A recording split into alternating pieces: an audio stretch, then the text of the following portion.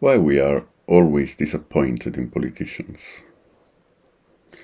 Why we are less and less satisfied by our political system? And why we feel this growing anger or hate against other political parties' members and supporters? Demopathy and the Democratic Malaise tries to answer to these questions. It is about the current crisis of democracy. In short, it starts from our decreasing trust and approval ratings towards politicians, political parties, and elected institutions. We are not satisfied by our political systems. The first part of the book, named The Symptoms, is dedicated to the indicators of this democratic malaise. There are already many works concerning this topic. Some of them focus their attention on the crisis of political parties, some on the personalization of politics, some on the mediatization of politics, some others on cultural shifts or on economic transitions that challenge democracies. So one might wonder, why should I buy and read also this book? And of course it's a good question. The main reason is this book is about all of us. The main difference between Demopathy and the Democratic Malaise and the other books on the crisis of democracy is that I tried to go deeper and wider, to dig under the politics, the media system, and the single variables that are usually used to explain this malaise. And in so doing, I found that the main reason why we are not satisfied by our political systems regards all of us. It concerns our change, our anthropological transition that took place in the last decades.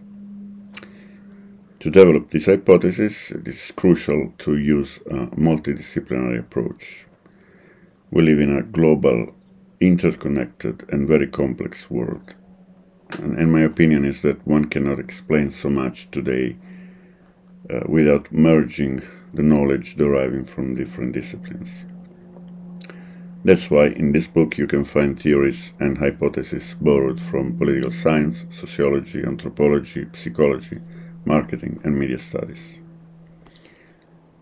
And I say that all of us, the people, the demos, is the center of the problem.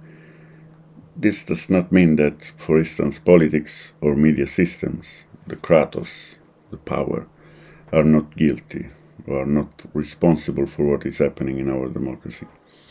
It means that in the triangle made by political system, media system, and public opinion, all the three actors are moving in the same direction.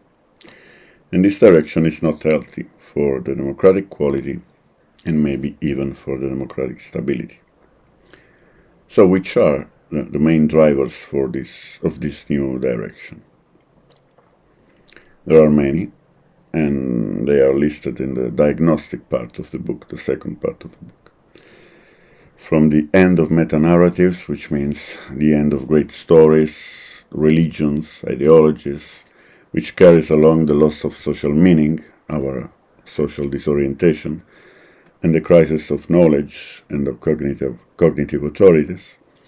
So, in a few words, the post-truth society, to the rise of individualization, narcissism, consumerism, and totally new perceptions of time and space, which have a big role in our political behavior. Mass media and technological innovations are the main vectors of this change, because they have heightened somehow the logic of the consumer and narcissistic society, especially from the television until the digital era. So the resulting democracy is a psychological democracy, it's a sort of permanent polcracy based on opinion polls and political marketing, whose leaders are simply pursuers of public opinion. So they are more follower than leader. And maybe we are more public emotion than public opinion. This undergoing process that I describe in the book is depoliticizing our political system in a kind of delegitimization spiral which is growing without stopping, or even without slowing down. Politics and politicians are more and more like an object of consumption.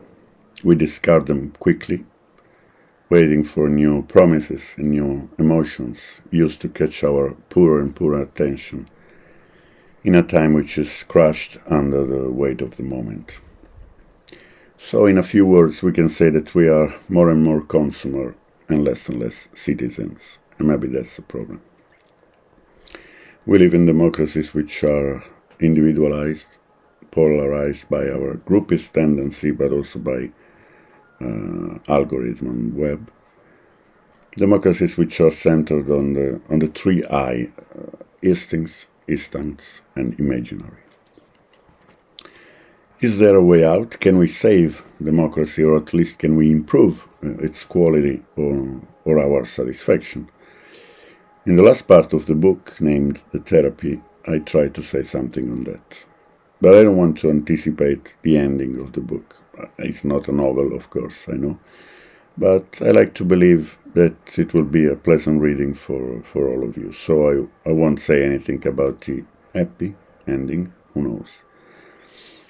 So thank you very much for your attention, and I hope this book will help to make all of us more aware of what we are today, and also about our role as democracy builder, or maybe destroyer, who knows. Bye.